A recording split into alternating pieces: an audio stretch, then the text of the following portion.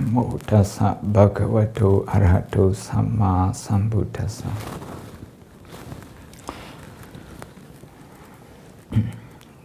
Good morning, Venerable Professors, Venerable Mahasangha, distinguished guests, top university administrators, distinguished scholars, ladies and gentlemen.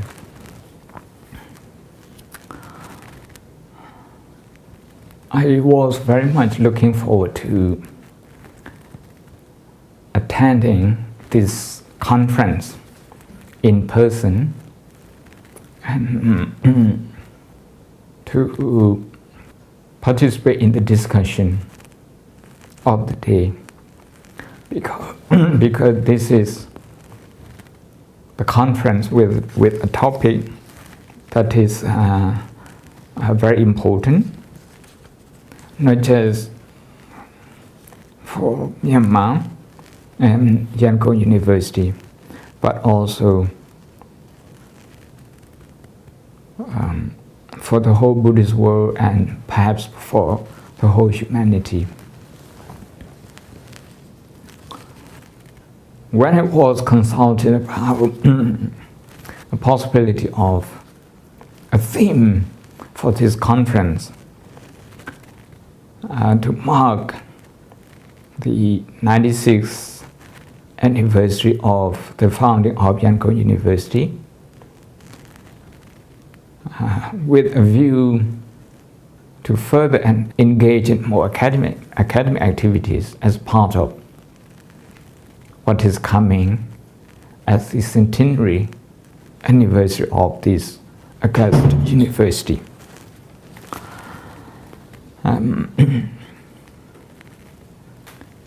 I have thought about a few topics, but I think the translation of the Tipitaka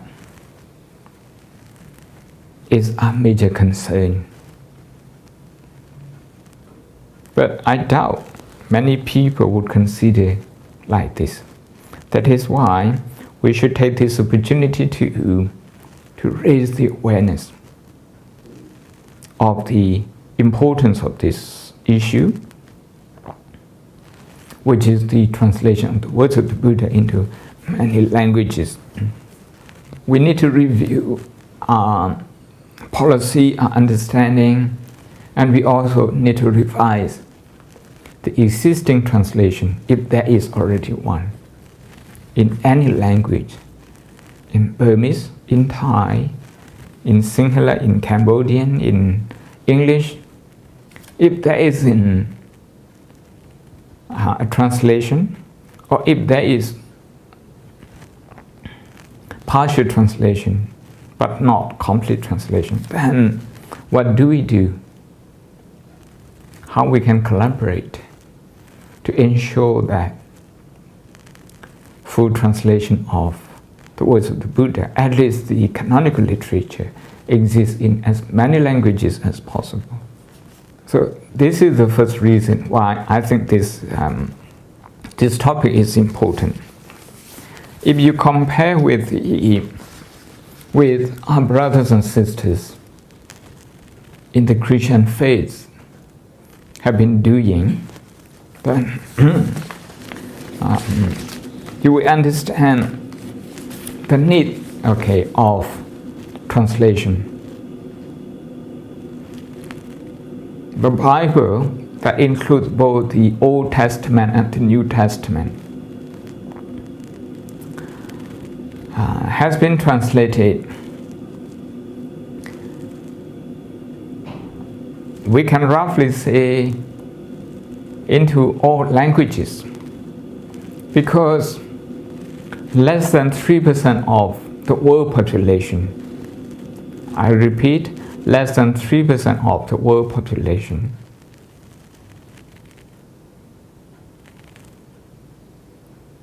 all over the world, just less than 3% of the population out of 7.4 billion do not have Bible in their languages. That is to say, 97% of the people in the world have the Bible in their tongue, in their own language. I Googled quickly and I came up with this information. By September 2016, that is 2 months ago, the Bible is translated or has been translated in full, okay, complete translation, into 554 languages, 554 major languages, I should say. But further, 2,932 languages, smaller languages, have the Bible available in their languages in partial translation. Portions of the Bible have been translated into those 2,932 languages, nearly 3,000. This is out of the 6,877 known languages in the world.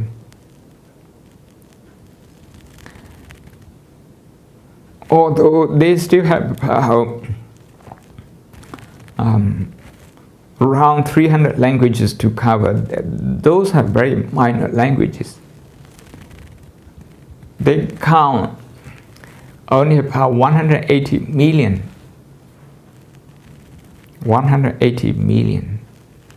out of 7.4 billion of the world population. Can we ask, in many languages the Buddhist canonical texts are available. Not just Theravada canonical texts, but also the Chinese Mahayana and the Tibetan Mahayana. We can ask this question. I have no answer at the moment, but I know that there are continuous effort going on around the world to translate the words of the Buddha into some languages. I'm not quite sure how many, but personally, I have come to know that the Pali canon, some portion of it, have been translated into Serbian languages, that is in the former Yugoslavia. I have organized some financial support for the publication. The first one, two years ago, we published more than 300 suttas translation into Serbian. And at the moment, we are preparing the publication of the Serbian translation of the Majjhima Nikaya. I also know efforts are being taken to translate as many suttas from the Pali into Hungarian. Some of them have been published, some of them are being translated into Hungarian, not just the Pali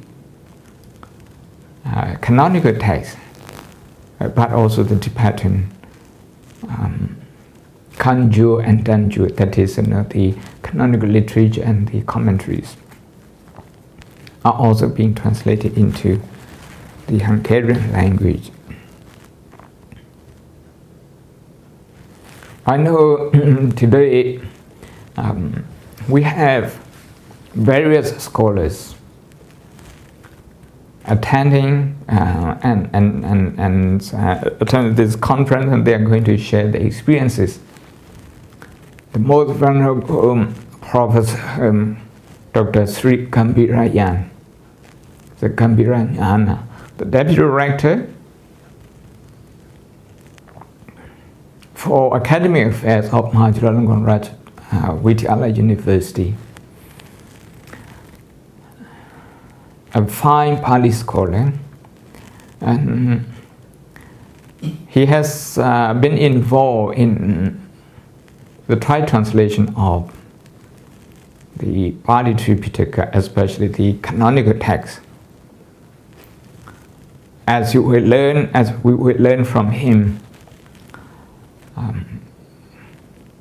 there are two translations of the Tipitaka into Thai. One is by Mahachulalongkorn University, his university. The other is by Mahamukul University. And Mahamukul University has translated not just of the canonical text, but also the commentaries, running nearly 100 volumes in total.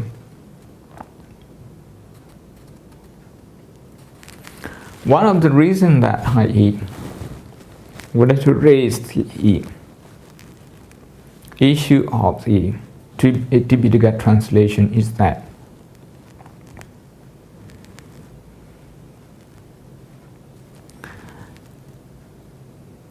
in the Theravada countries, Myanmar, Thailand, Cambodia, Laos and Sri Lanka, the study of the Buddhist scriptures has been the main responsibility of the Sangha, who dedicate full time to the study, the promotion, and the imparting of knowledges related to the scriptures. But what we have been emphasizing in our education as a Buddhist monk, if I may say so freely, is that we emphasize paraphrase translation. In Burmese we call Nisaya. In Thai they also have two kinds of translation, Pe Sap and Pe Wohan. And in Sinhala you call Samne. There's a paraphrase translation. This paraphrase translation is more emphasized than free translation from Pali to Burmese, from Pali to English, etc. I can say only, from my experience with the Burmese monastic education,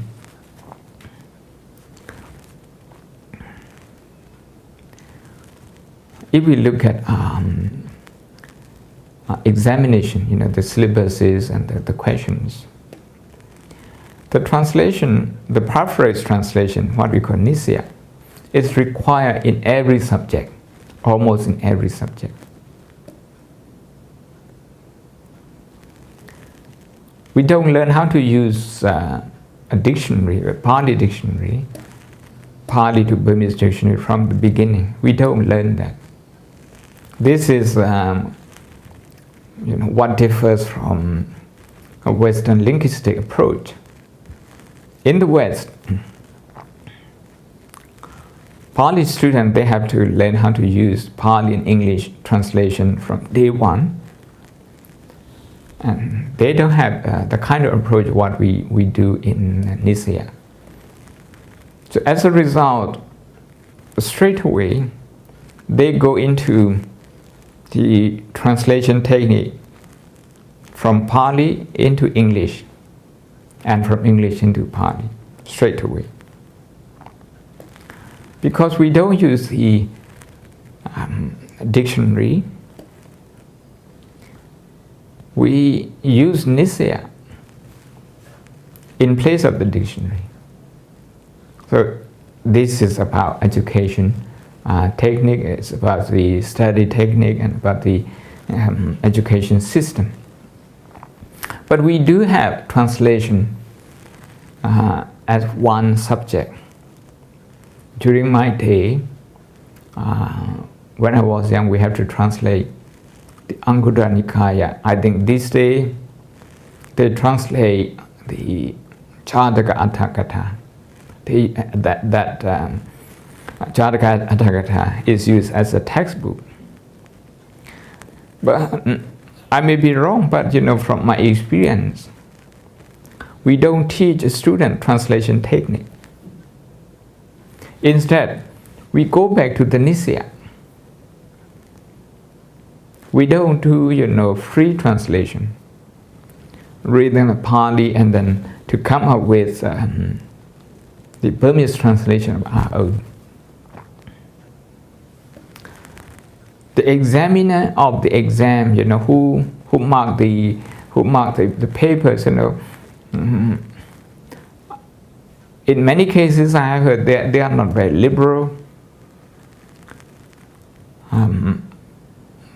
Perhaps they don't follow the translation philosophy, the translation concept. As a result, they use a text, and they use a text as a mode, as an answer. If you don't follow the version of translation that they have in mind, that they have in their hand, you have a serious problem that you can fail.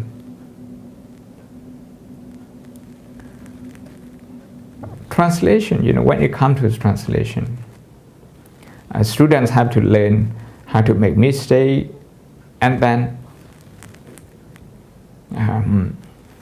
learn from their mistakes. This is how they can become good translators.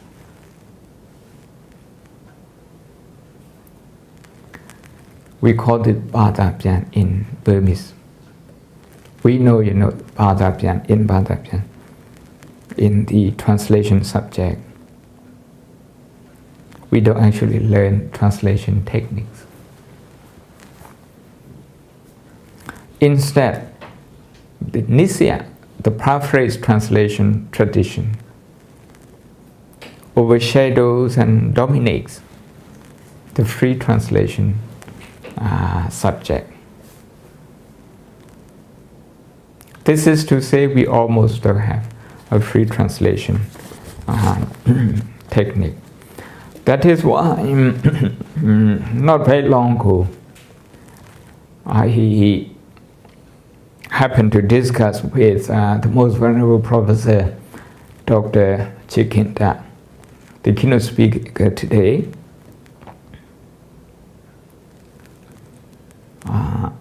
We discussed the need to revive a tradition of free translation. Perhaps we should set up a translation society. Because we have lost the translation expertise. We don't have this. Unless we encourage, I think the next generation is going to have a serious problem with understanding the words of the Buddha, because the translation expertise doesn't exist among us. So I hope this conference in part will raise the awareness of the need for this kind of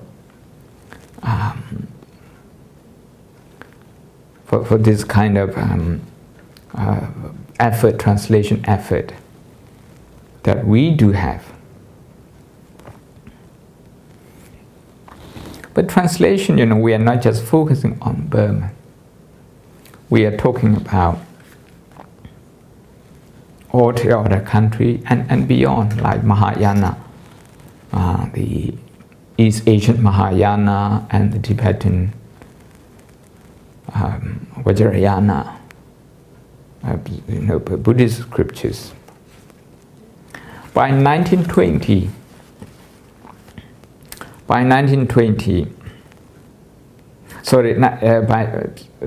2010, by 2010, only 15%, okay, I say again, 15% of the Chinese Mahayana scriptures has been translated into any other languages.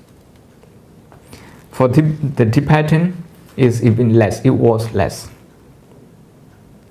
Only 5%, that is 6 years, only 5% has been translated into other languages.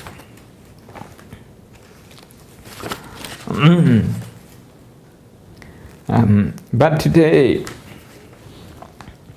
the Tibetan Kanju, that is the canonical text, which runs 70,000 pages.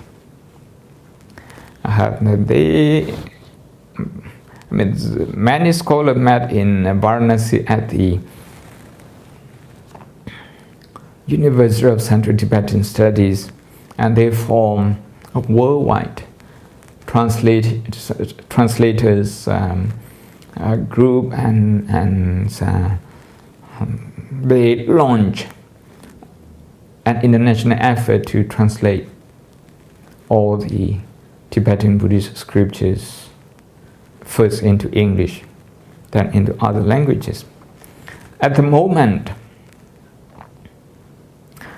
out of 70,000 pages, over 12,000 pages have been translated. More than 50,000 are to be translated. This is about Tibetan canonical texts. So it's not just the Theravada, but also the Mahayana and Vajrayana Tibetan scriptures that need to be translated. Why we need to translate?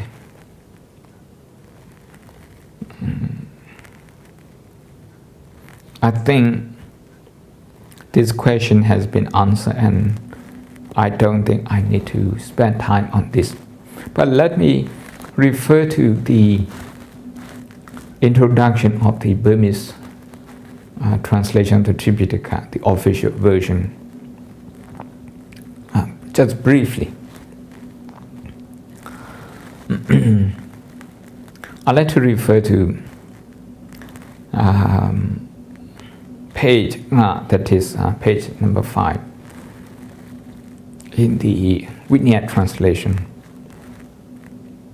The introduction is for all the translation. I'd like to read in Burmese. I quote, "Shé Sia Jit Mya Di Myanmar Bhatha Phyan Myew Myew Ro Ko Phyan So Ye Tha Cha Phit Yue I Bhatha Phyan Ko Phyan So Ye Tha Pho Lo Pa De Thalo So Cho Me Myan Phwe Shi Le Mi Phyan So A Phyi Shi Thi Ma Man Pe Thi Tho Shi Phyi Phit Tho Le Shé Cha Tho Paw Ra Na A Thongနှုတ်များဖြင့်ပြန်ဆိုထားခြင်းကြောင့်ကျေနပ်ရအောင်ရဲခြင်းမရှိသေး၍ဤဘာသာပြန်ကိုထပ်မံပြန်ဆိုရခြင်းဖြစ်သည်." It says that, okay, before this the official version of the Burmese Tipitaka was undertaken, that is in the 1950s, early 1950s, just before the Chatta Sanghayana. I understand this is the same in Thailand and in Sri Lanka. Effort to translate the Tipitaka into their languages was undertaken as part of the celebration of the 2,500 years of the Buddha's Mahaparinibbana. So before that, this introduction says, although there have been translation of the Tipitaka into Burmese, I understand there was no complete translation, but portion of it. Although there have been portions of the Tipitaka translation into Burmese, those translations, they use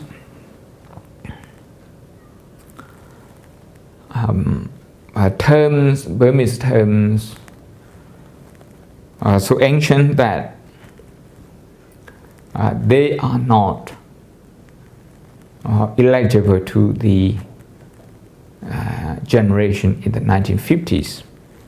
Therefore, those old translations, they were not satisfactory. This is the reason to undertake this.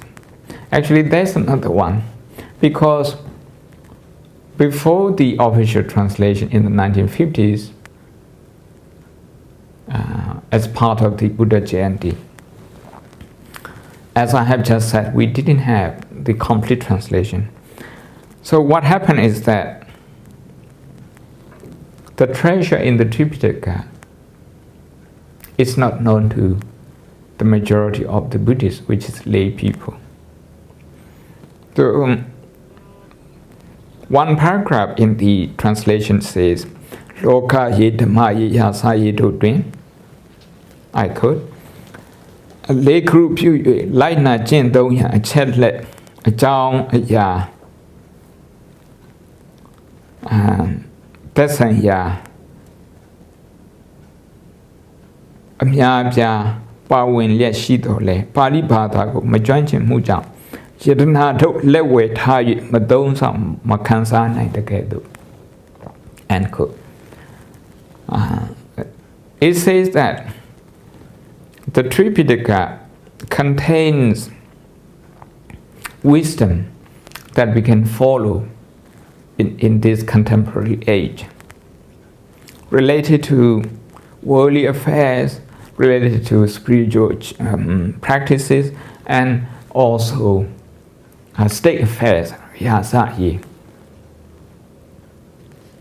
Although it contains treasures, wisdom related to those important issues in our life, because many people do not have access to the Pali language. That is why it's like having the treasure in your hand, but do not know how to make use of it. In brief, before and during the Buddha Jayanti period, we have established that the earlier translation, the incomplete one, the language used in those translations was not quite eligible to the present generation. I think this remark is quite relevant. Maybe we can use this remark to ask ourselves, what about the language that we say the Burmese? The Burmese language in the 1950s, is it eligible to the people in 2016? That is after 6 decades. I know the Thai translation, okay, in 2000, well, in the Buddhist year of 2500, they published the first one, the first translation, and since then they have updated, and they have also abridged. And they have abridged the translation into 12 volumes, into 6 volumes, into 3 volumes. Various efforts have been going on in Thailand, and some of them they call Pathai Pidok Samrat Prachachon, that is Tipitaka for the public. Selection of parts of the Tipitaka and the language is also easier. My singular is not good. It's not good, but I rely on the remark by my professor at Oxford, Professor Richard Combridge. He thinks that the singular translation of the Tipitaka may face the same problem. That is, the words in the singular translation, they are so learned, according to his own usage of the word, too learned. That means they are intelligible only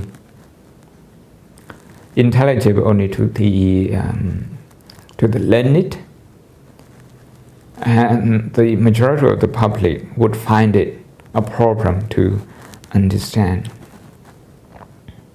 So even if we already have the translation, the question that we need to ask here is, do we need to revise?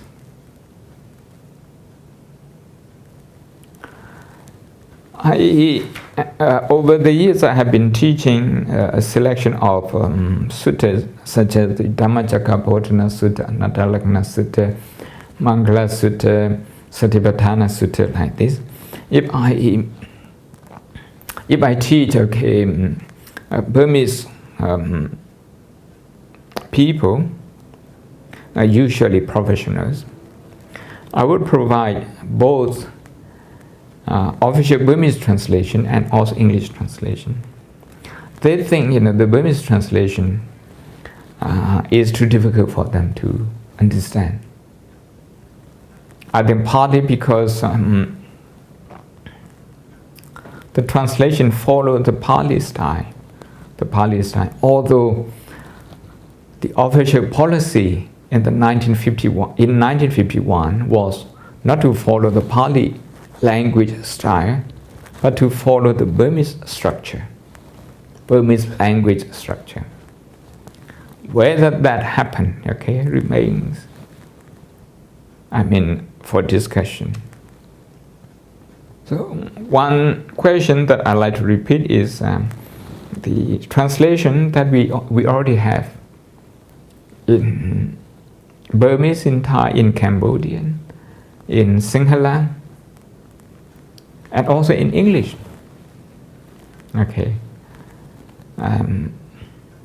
Are they intelligible to the present generation? If you look at the English translation of the Tipitaka, for example, the Digha Nikaya was first translated and published by the Paritaka Society, translated by Professor T.W. Reyes David, the founder of the Paritaka Society. The first volume came out in 1899. That is 117 years ago. The second volume, in 1910, the third volume, 1921. By 1985, a new translation was done by Maurice Welsh, as we all know. That is, after 8 decades, a new translation came out. The Anguttara Nikaya, the first English translation came out in the 1930s.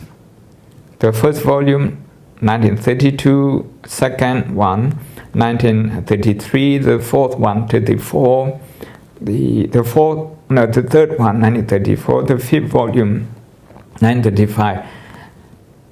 Sorry, the fourth volume, 1935, and the fifth volume, 1936. Consecutively from 32 to 36. 5 volumes came out, translated by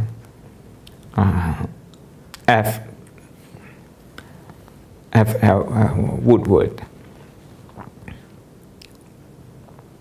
By 2012, Bhikkhu Bodhi has done a new translation. That is also after 8 decades. The Samyutta Nikaya, the first generation of translation, was done between 1917 and 1930.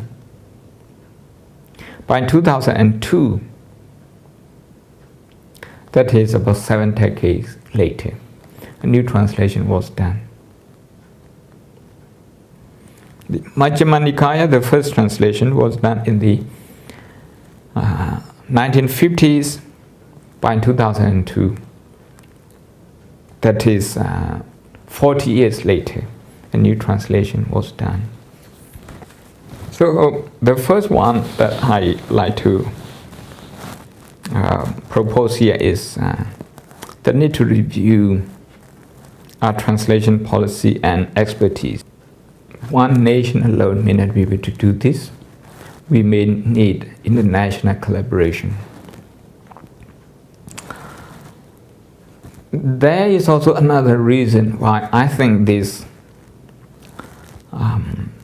theme, the theme of Tipitaka translation, is relevant for today's conference and perhaps the centenary celebration of Yangon University in 4 years' time. The reason is that because Yangon University has produced some internationally known translators of the Tipitaka. The Theravada Buddhist canonical text. Wu Shui-Zan, for example. Wu Shui-Zan was a graduate of Yangon College. That is, before it became Yangon University and then Yangon University. Among the subject he studied was Pali. And I believe, he followed a Western linguistic approach because his Pali teachers were from Europe. As we all know, he was the first scholar to have translated the Abhidhamma Sangha into English. He made a draft available, and then Mrs. Reyes David edited it, polished it, and it was published in their names. And he also translated, Mr. Shui-Zan also translated Katha-Wattu, that is one of the 7 texts of the Abhidhamma. We all know points of controversy. That's Katha-Wattu, his translation.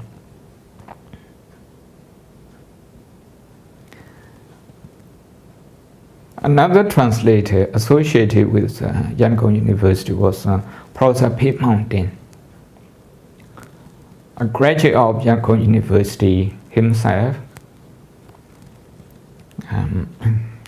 He did his master's at Calcutta University, and he also went to Oxford University, where he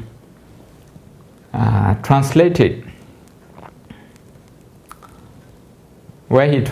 the Wistimagga, the first English translation ever, and also the Glass Palace, his Burmese Chronicle, into English, and both were published by Oxford University. For his effort, he got a degree called Bachelor of Letters from Oxford University in 1922.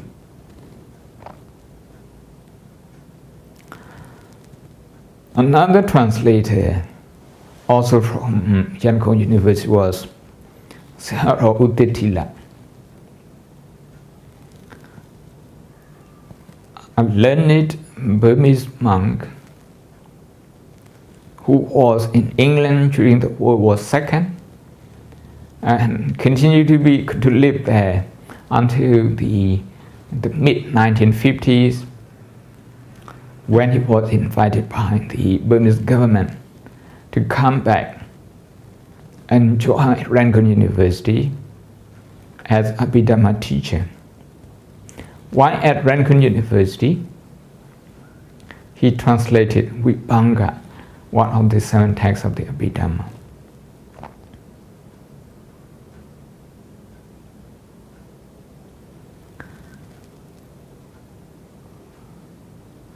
The Abhidhamma canonical texts published by the Pali Text Society are mostly translated by Burmese scholars, except the Bukla Panyati, which was translated by B.C. Law.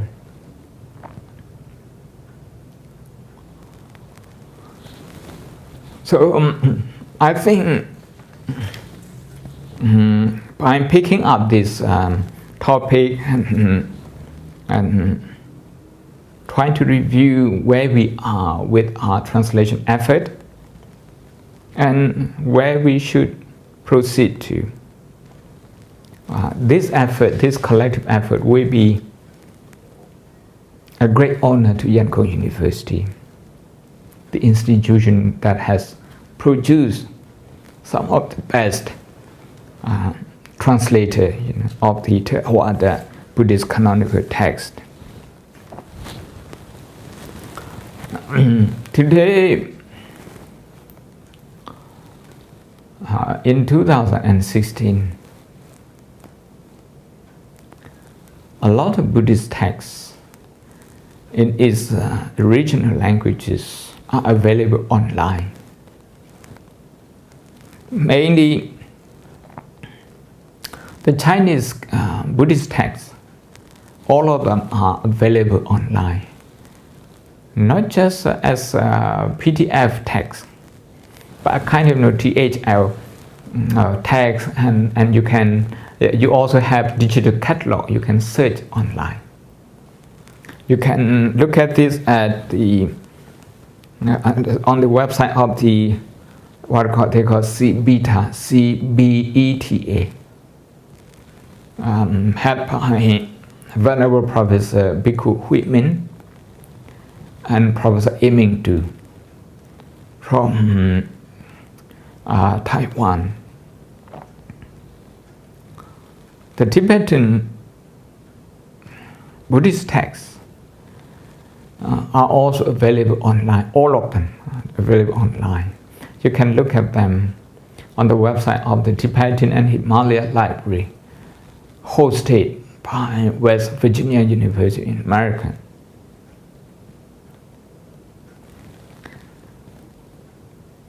When it comes to the Pali canonical text, and not just a canonical text, but also the commentary, Atthakatha, and Tika sub-commentary, we do have on CD. We do have them on CD, but we don't have them online, especially with digital catalog. Some of the Theravada country don't even have relevant font, Pali font, to go online so that we can search universally. That is the Pali Unicode.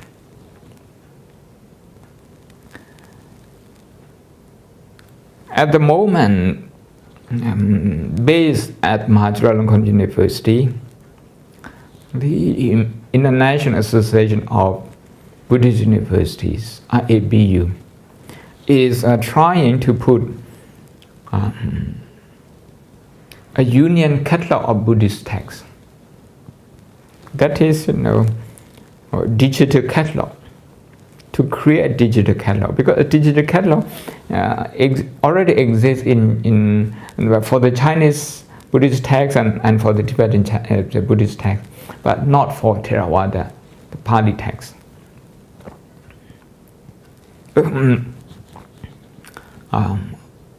So we have formed a team to do this. I'm very honored to be part of this team, to be leading this team with Professor Philip Stanley of Narrabri University as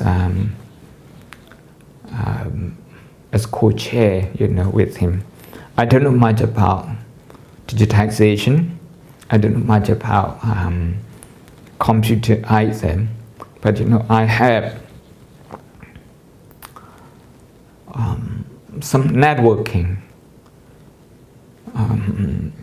some friends, among the Buddhist scholars worldwide, because for the last 6 years, we had a project also based at Mahachulalongkornraj University in Thailand.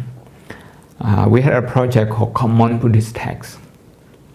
That is for Theravada, Mahayana, and Vajrayana, for 3 main Buddhist schools to come together to select portion, of their texts and put them together, common Buddhist texts, into 4 chapters: the historical Buddha, and then the Buddha as developed in the other tradition. Maybe commentary, Pali commentary, maybe also in the Mahayana and Vajrayana, and the Dhamma and the Sangha. But 20 scholars are involved in this project. The text is available online. In English, we have a text which runs up to about 400 pages. You can see the direct translation from the original text. So this is to inform the conference that an international effort has been going on for the translation of the Tipitaka, because in the common Buddhist text, we have had to translate anew what we have put in the text. Before I wrap up, I'd like to offer some thoughts about translation. Translation of holy books, many religious texts, may they be Buddhist, Hindu, Christian, Islamic, any religious text, is different from translation of any secular text. In any secular text, what you have to do to follow some ethical code, that is copyright law, etc. And copyright law goes back only so far, just maybe about 100 years like this. For example, in Europe, any text that was published before 1910, there is no copyright anymore. But when it comes to religious texts, the copyright is not a big question.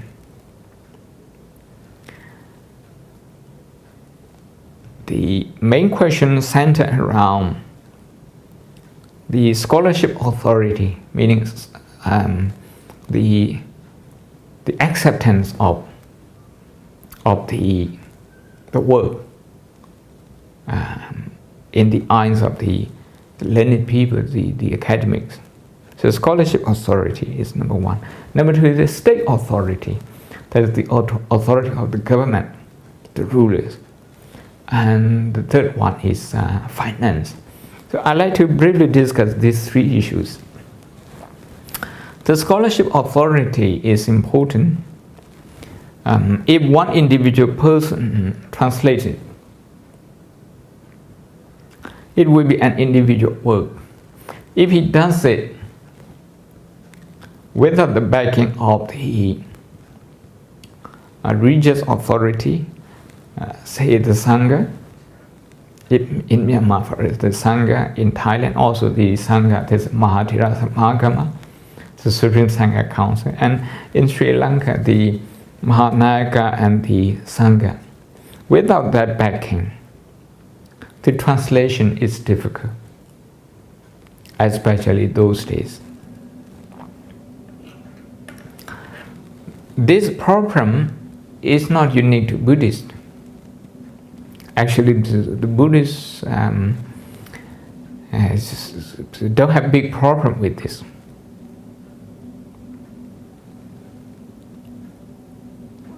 The problem, the scholarship authority, has been mainly with the translation of the Bibles. For example, a scholar from Oxford called John Wycliffe translated the Bible in the late 14th century. That's 1383. His translation was not accepted by the church.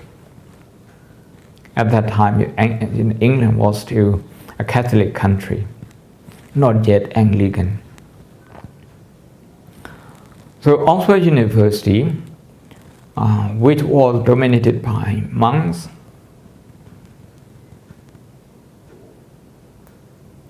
rejected and banned the translation of John Wycliffe in 1408. Oxford University was very powerful in the Christian theology. In 1555 and 1556, they established a court, an ecclesiastical court, that's a religious court. And they put on trial, three leading scholars. Two of them were bishops. The last one was the archbishop. The archbishop was the highest authority in the country. And they were considered to have, to hold a different view. They were considered to be heretics. And they were burned to death at Oxford University. Not many people have heard of this.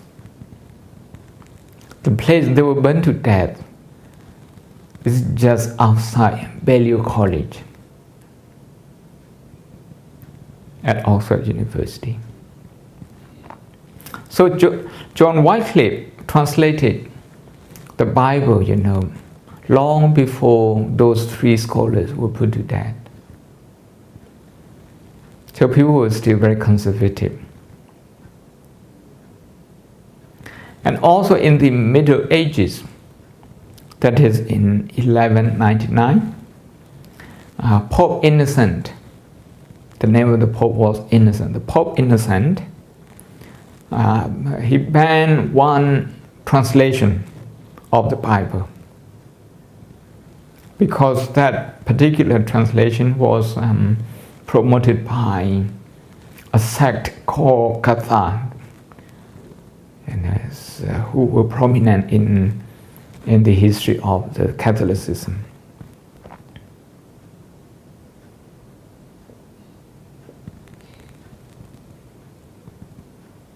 So to be authentic, we need to have the backing of the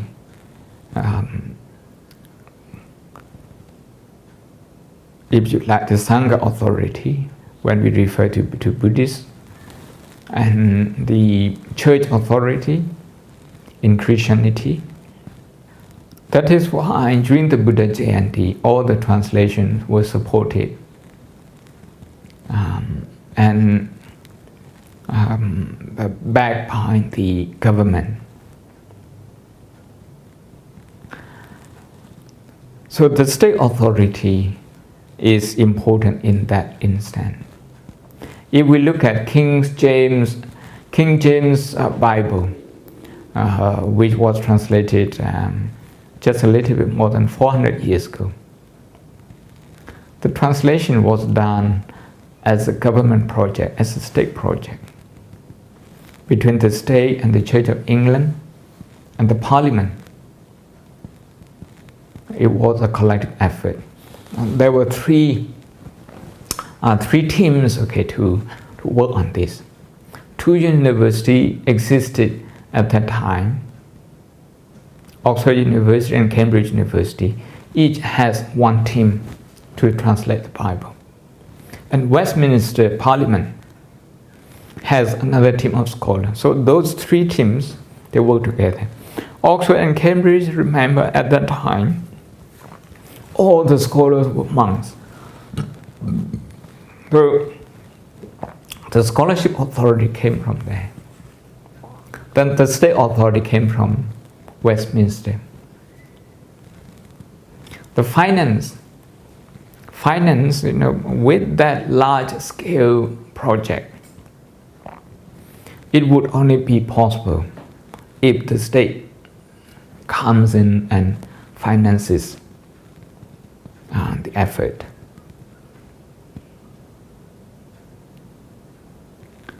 We may ask then, what about the Pali Text Society? They didn't have the backing of the British government. Not that the British government was against them, but the British government wasn't interested in them. What about what we have on the internet, online, Thanissaro Bhikkhus, the American Buddhist monk, ordained in Thailand. What about his translation, which you can have on his website, Access to Insight. The name of the website, Access to Insight.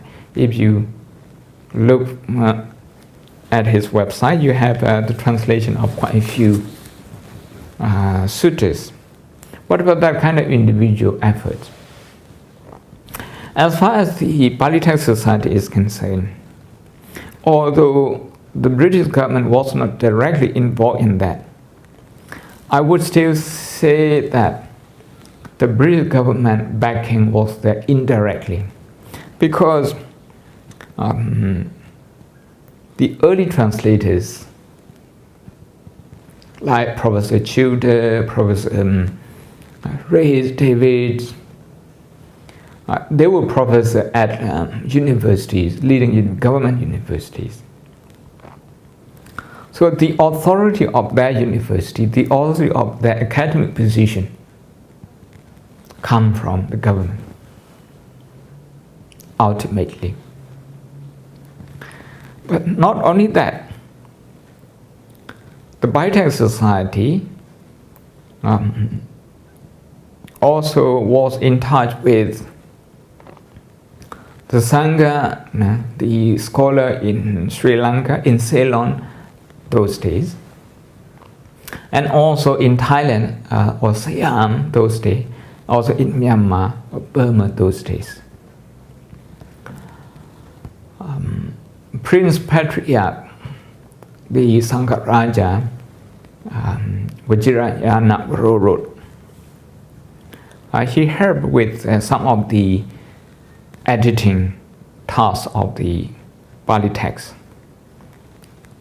And Rama V, King Chulalongkorn, also gave some finance to publish the books. So you can see their names being acknowledged in the earlier publication. Professor Childer and Professor Reyes David, they learned Pali in Sri Lanka. Of course, they already knew Sanskrit before that, but they learned the Tipitaka and the translation from that. And from Myanmar, the Pali Text Society kept in touch with Lady Searo. You can see the correspondence between Mrs. Reyes David and Lady Searo. And the collaboration went on until the 1970s.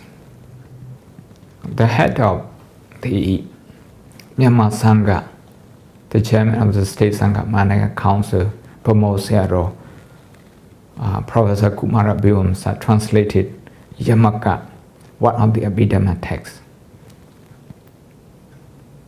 So you can see the collaboration. And the Patana, was published. Patana translation was published in the late 1960s. The same with the Vibhanga. So the collaborative efforts were ongoing until that time. But I think we need to be frank where we have setback and where we can address this. I cannot examine all the setback in this presentation. In some other places, I have written some articles. For example, in the Silver Jubilee Journal of Buddhism by University of Sri Lanka, I have written one article about Buddhist universities. How Buddhist universities in Sri Lanka, in Cambodia, in Myanmar, in Laos, how they faced setback in the 1960s. That was when communism and socialism became stronger and stronger in the world. Some Buddhist universities were shut down, some were overtaken by the state, such as Khammai University and Sri Chautanapura University in Sri Lanka. But in Myanmar, they were shut down. I think those setbacks also affected the translation effort. Today, by coming together like this, I hope we go away at the end of the day with one thought: what we have achieved so far and how we can build on that. What kind of setback have we had, and how to redress that problem. I hope this is not the only conference on translation of the words of the Buddha. I hope we will have many more conferences, not just in Myanmar, but also in other places. And at Yangon University, I hope this is not the first and the last conference we talk about this very important issue. With this, I'd like to thank everyone for coming, especially Yangon University for hosting this conference. And scholars from other countries, from Thailand, Venerable Professor Dr. Prasi Kambirayan, from Vietnam, Venerable Professor Dr. Lim Mantat, with PhD from Wisconsin University, who knows no less than 8 languages, and who has been part of the translation of the Mahayana and the Pali canonical text into Vietnamese.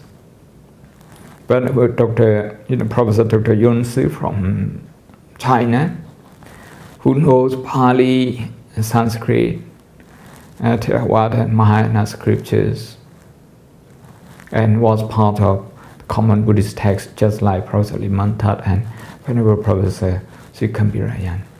And also Dr. Alex, a Cambridge graduate, who is working in Thailand at the moment, a fine Pali scholar